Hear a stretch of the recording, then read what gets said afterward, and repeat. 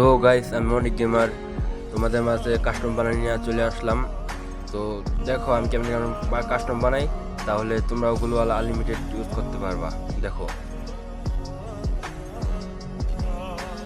তোমরা প্রথমে কাস্টমের রুমে ঢুকে দেবা, কাস্টম কারে, পরে পাসওয়ার্ড দিবা, তারপর ওই কয় কয় রাউন্ড খেলবা তা দিবা, তারপর কয়েন বাড়াইবা, তারপরে এই যে এমও লিমিটেড এটা না করে দিবা, আর থেয়ার বল লিমিটেড এটাও না করে দিবা। না করে দেওয়ার পরে পরে তোমরা কাস্টমার ঢুকা যায় দেখতে পারো তোমাদের গুলাল আনলিমিটেড আইতাছে কিনা, তাও দেখতে পারো। আর যদি অনেক কিছু লাগে তাও তুমি ক্লিক করে নিতে পারো, সমস্যা নেই। তোমরা কাস্টমার ঢুকে দেখতে পারো, গুলাল আনলিমিটেড পাওয়া যায়, দেখতে পারো তুমি, কোনো সমস্যা নেই। তোমরা তো অনেকজনই বলতাছো গুলাল আনলিমিটেড দেওয়া যায় না আপডেটের পর থেকে।